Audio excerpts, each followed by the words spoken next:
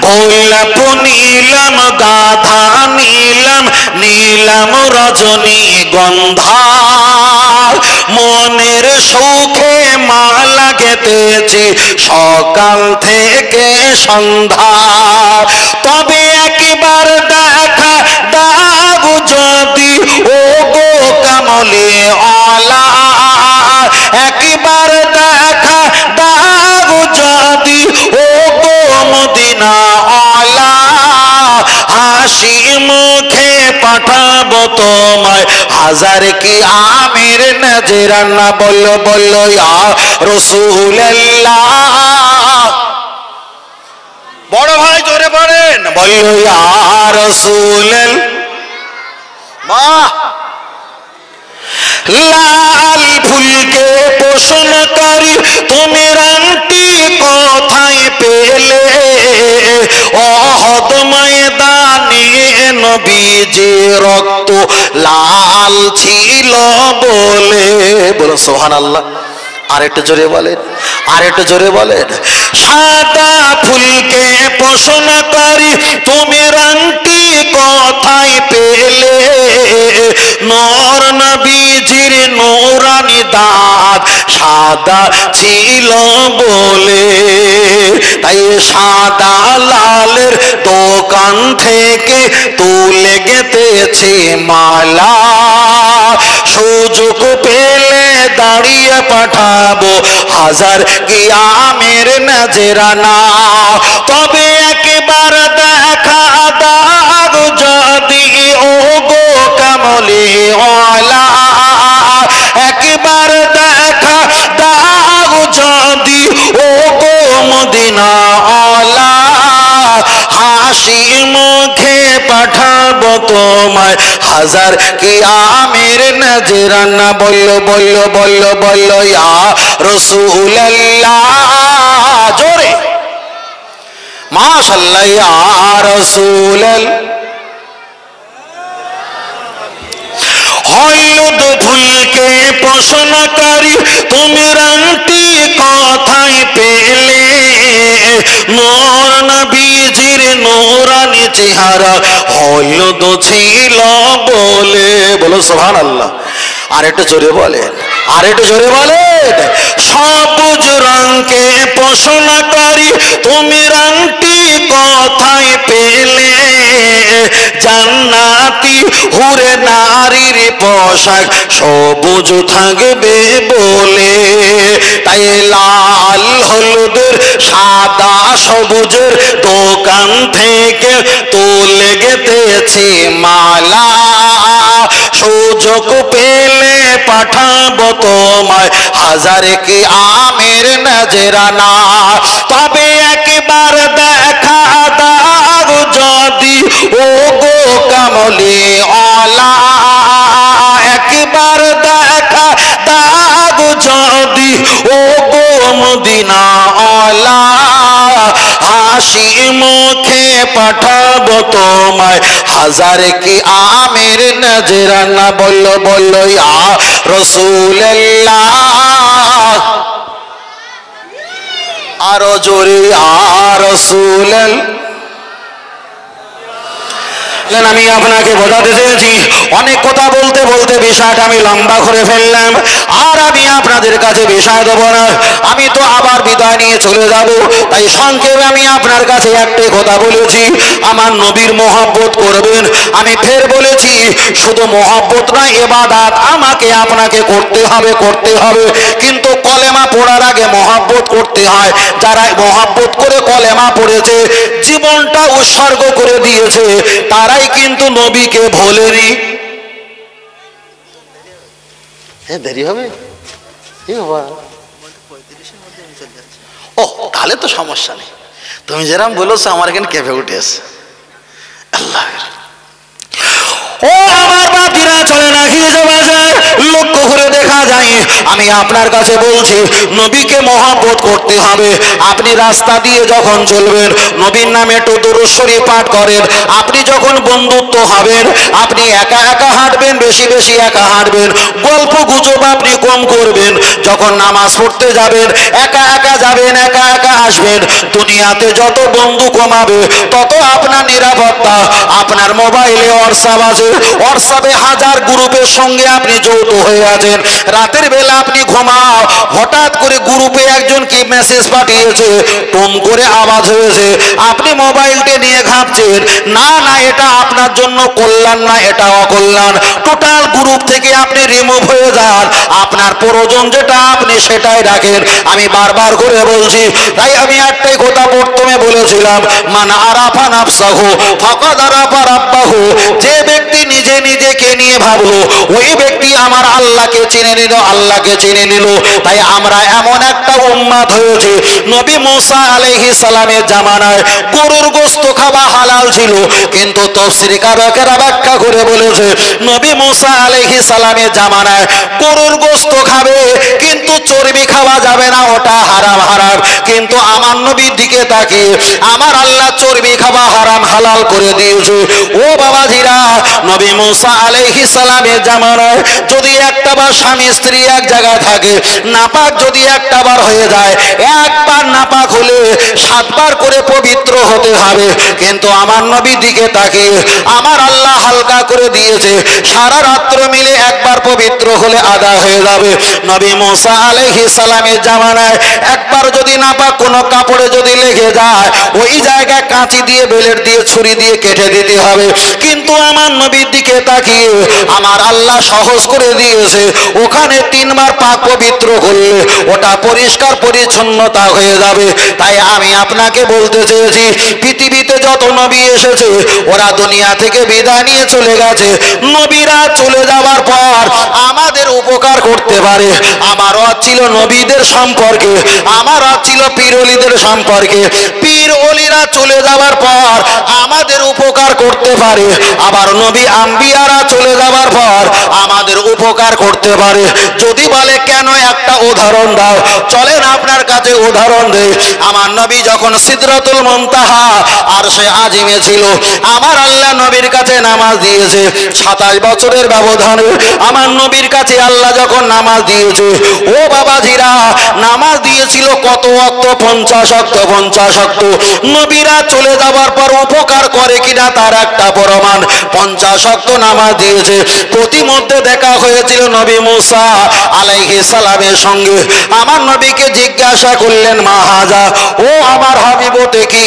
আল্লাহ নবী বললেন, এটা হলো সালাত, সালাত, এটা হলো নামাজ।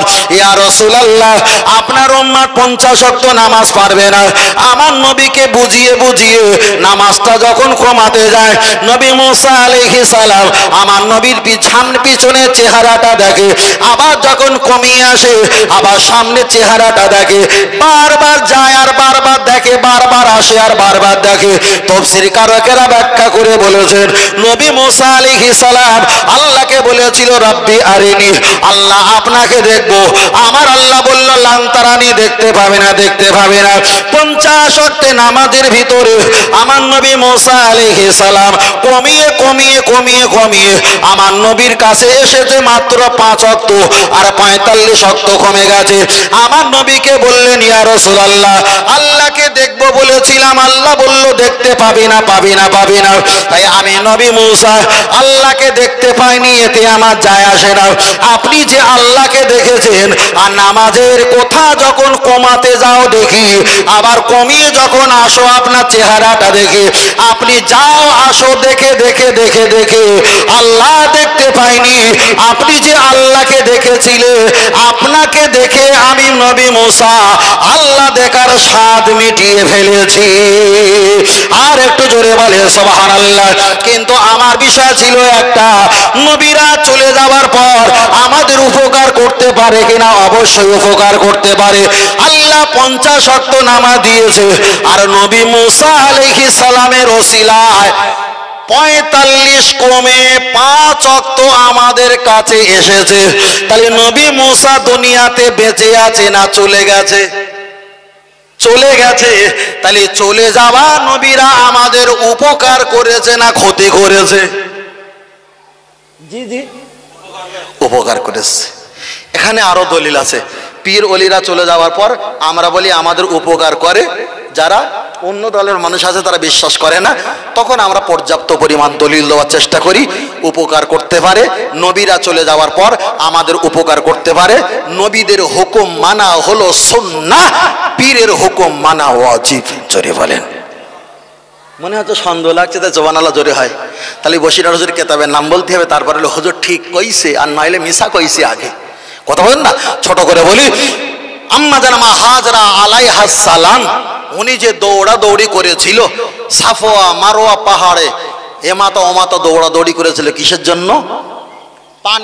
পানির জন্য দৌড়াদৌড়ি করেছিল। পানি অবশেষে পায়নি।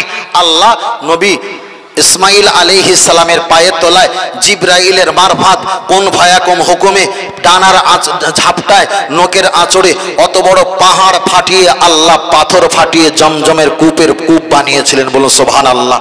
শেষ কথা এটাই শুধু একটা। তাহলে আম্মা জান হাজরা আলাইহাস সালাম দৌড়াদৌড়ি করেছিল। আম্মা জান হাজরা নবী না, নবী না, রসুল না, নবীর স্ত্রী, নবীর মা। একদিকে নবী ইব্রাহিম আলাইহিস সালামের স্ত্রী, একদিকে নবী ইসমাইল আলাইহিস সালামের আম্মা জান।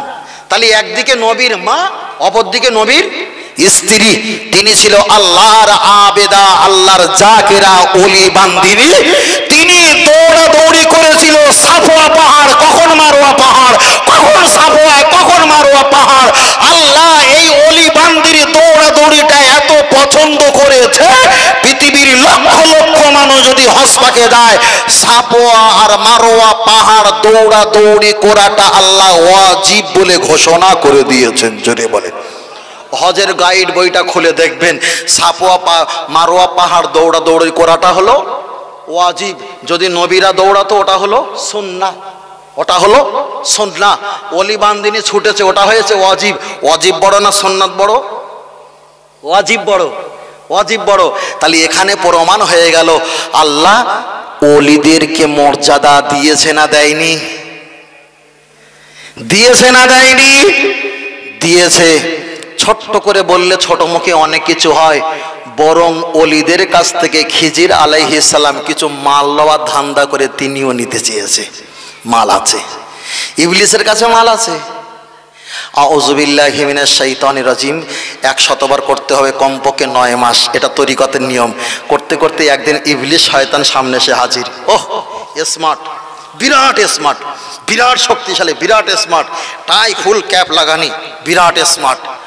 তার কাছে মাল আছে, বুঝলেন না? তার কাছে মাল আছে। কি চাও? না আমার ওই জিনিসটা দরকার। হাত থেকে ঢুমঢুমিটা নিলে, কোমর থেকে চেনটা নিলে, নিয়ে বলছে আমি আর দেবো না। ইবলিস আপনার কাছে মাথা নত করবে। ওই জন্য অলি আউলিয়াদের কাছে শয়তান ভয় পায়, ভয় পায়। কেন? তাদের কাছ থেকে, শয়তানের কাছ থেকে মালমাত্রা অলি আউলিয়ারা ছিনিয়ে নেয়। বিষয়টা অনেক গভীরতা। শুধু হালকা পাতলা ন্যাপন পোচার দেওয়ার জন্য ন্যাপন পোচানোর মতন হালকা হালকা রং করে গিয়েছি। বোঝাতে চেয়েছি নবী আম্বিয়ারা আমাদের উপকার করে, পীর ওলিরাও আমাদের উপকার করে।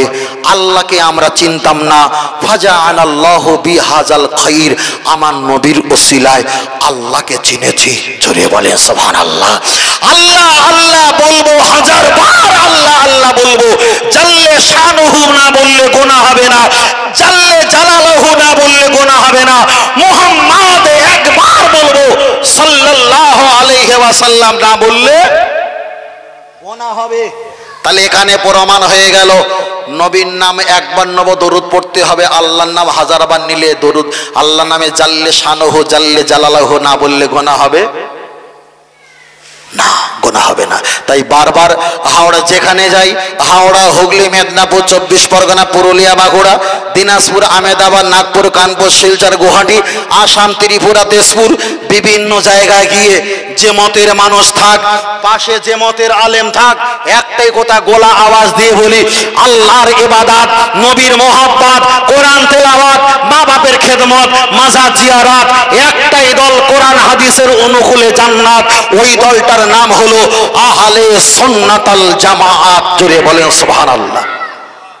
যে আলেম না থাকে থাকুক, যে দলের প্রোটেকশন থাকে থাকুক, দাদা হুজুর পীর কেবলা যদি 4.5 ঘন্টা বসিরহাট হুজুরকে নিয়ে যদি সৌদিতে যদি ঠেলাঠেলি করতে পারে, তা বাপকা বেটা সিপাহী কা ঘোড়া বহুত জ্যাদা নেই হতা, তা থোড়া থোড়া হতা। তা আমরা তো 2-4 মিনিট পারবো না, পারবো। তাই আমি যেমন ইস্তেকামাত, আমি যেমন গোড়াই, ভালো করে বোঝেন, আমি যেমন গোড়াই, আমার মতন যদি এইরকম সমবয়স্ক আর 20-30 জন যদি ইস্তেকামাত গোড়াই হতো, আমাদের দলটা আরো মজবুত হতো না? হতো। কিন্তু 90% 80% সব তো ভেজাল মার কামাল। কথা বলেন না? বেশিরভাগ ভেজাল মার কামাল। খারাপ পেয়েছেন নাকি? বেশিরভাগ। তাই বলছি, সবাই আলেম, সবার পিছনে দৌড়ালে হবে না। সবাই মুফতি, সবার পিছনে দৌড়ালে হবে না। আলেম হ্যায় লেকিন কামেল নেহি। যারা কামেল, তাদের পিছনে থাকলে তারা আল্লাহ আর নবী পেয়েছে, তাদের কাছে গেলে আল্লাহ আর নবী পাওয়া সহজ হয়ে যাবে। বলুন সুবহানাল্লাহ। আর একটু দরুদ শরীফ পড়ি, আল্লাহুম্মা, খুব জোরে হুজুর পড়ো বাবা, পড়ো। ওয়ালা আলি সাইয়্যিদিনা,